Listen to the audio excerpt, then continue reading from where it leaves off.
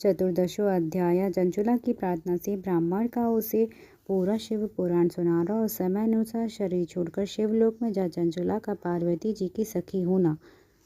ब्राह्मण बोली, सौभाग्य की बात है कि भगवान शंकर की कृपा से शिव पुराण की इस वैराग्य युक्त तथा श्रेष्ठ कथा को सुनकर तुम्हें समय पर चेत हो गया है। ही ब्राह्मण पत्नी, तुम डरो मत, भगवान शिव की शरण में जाओ। शिव की कृपा से सारा पाप तत्काल नष्ट हो जाता है। मैं तुमसे भगवान शिव की कीर्ति कथा से युक्त उस परम वस्तु का निर्माण करूंगा जिससे तुम्हें सदा सुख देने वाली उत्तम गति प्राप्त होगी। शिव की उत्तम कथा सुनने से ही तुम्हारी बुद्धि इस तरह पश्चाताप से युक्त एवं शुद्ध हो गई है, साथ ही तुम्हारे मन में विषयों के प्रति वैराग्य हो गया है। पश्चाताप ही पाप करने वाले पापियों के लिए सबसे बड़ी प्रायश्चित है। सत्पुरुषों ने सबके लिए पश्चाताप को ही समस्त पापों का शोधन बताया है।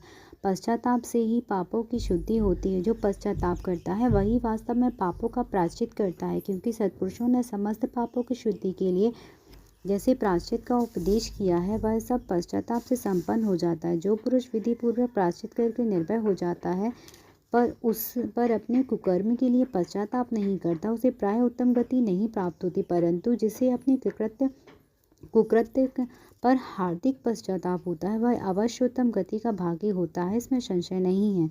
इस शिव पुराण की कथा सुनने से जैसी चित्त शुद्धि होती है वैसी दूसरे किसी उपायों से नहीं होती।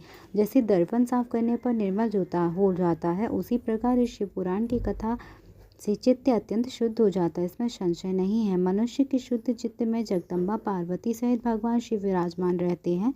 इससे वह विशुद्धात्मा पुरुष श्री श्याम सदाशिव के परम पद को प्राप्त होता है।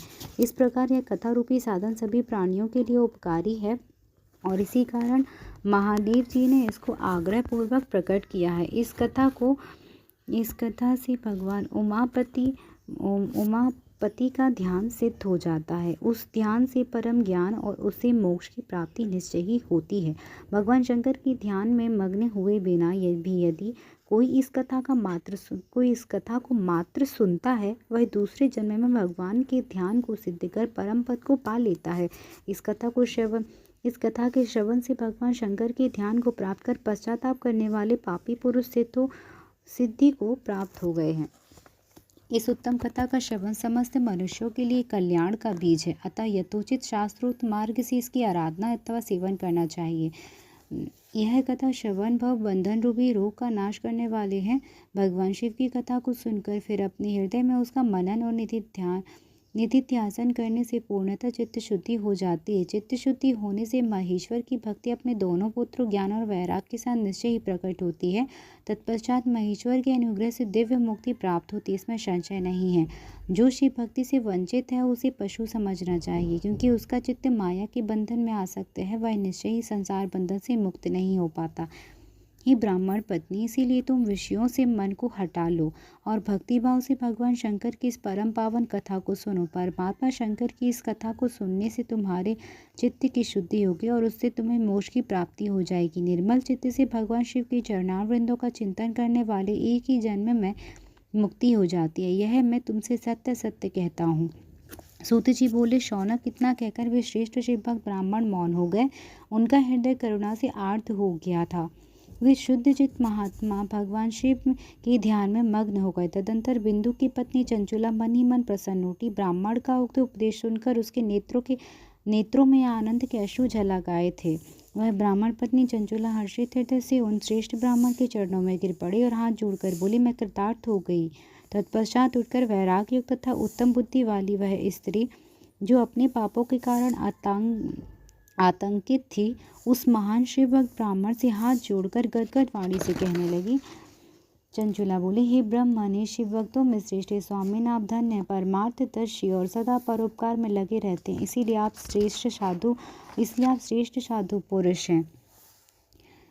इसीलिए आप श्रेष्ठ साधु पुरुषों में प्रशंसा के योग्य हैं। साधु, मैं नरक के समुद्र में गिर रही हूँ, आप मेरा उद्धार कीजिए। पौराणिक अर्थ तत्व से संपन्न जिस सुंदर शिव पुराण को कथा को सुनकर मेरे मन में संपूर्ण विषयों से वैराग उत्पन्न हो गया, उसी इस शिव पुराण को सुनने के लिए इस समय मेरे मन में बड़ी श्रद्धा हो रही है।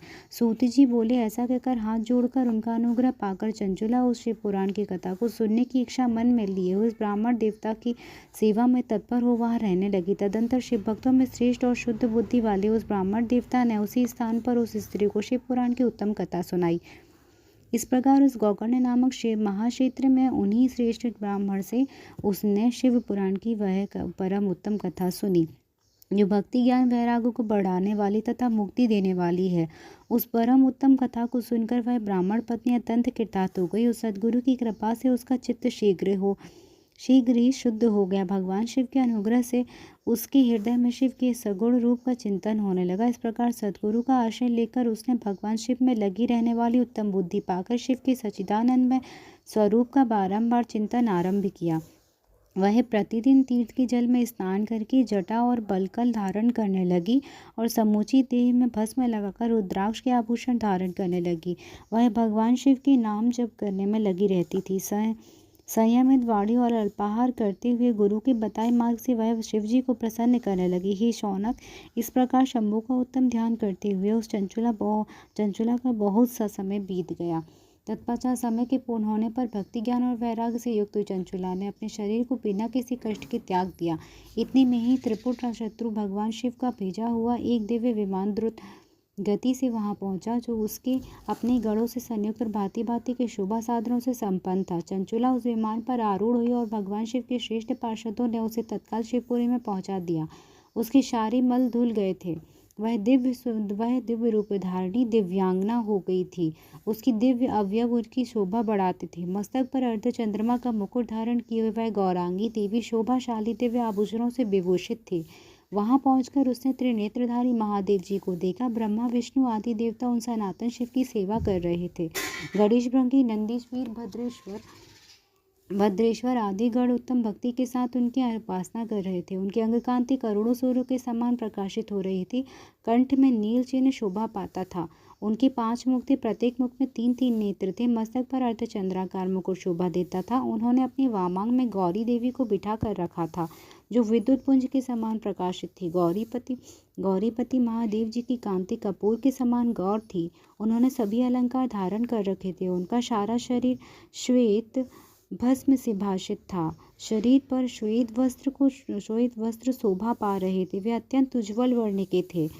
इस प्रकार परम उज्ज्वल भगवान शंकर का दर्शन करके वह ब्राह्मण पत्नी चंचुला बहुत प्रसन्न हुई। अत्यंत प्रीति युक्त होकर उसने बड़ी उतावली के साथ भगवान को बारंबार नमस्कार किया। फिर हाथ जोड़कर वह बड़े प्रेम से आनंद और संतोष से युक्त हो विनीत भाव से खड़ी हो गई। उसकी नेत्रों में आनंद अश्रुओं की अविरल धारा बहने लगी तथा संपूर्ण शरीर में रोमांच हो गया। उस समय भगवती पार्वती और भगवान शंकर ने उसे बड़ी करुणा के साथ अपने पास बुलाया और सौम्य दृष्टि से उसकी ओर देखा। पार्वती जी ने तो दिव्य रूप धारणी बिंदु का प्रिया चंचुला को प्रेम पूर्वक अपनी सखी बना लिया। वह उस परमानंद घन ज्योति स्वरूप सनातन धाम में अविचल निवास पाकर दिव्य सौम्य से संपन्न हो अक्षय सुख का अनुभव करने लगी। जय जय श्री शिव महापुराणे 4था अध्याय की जय हो। Subscribe, like and share.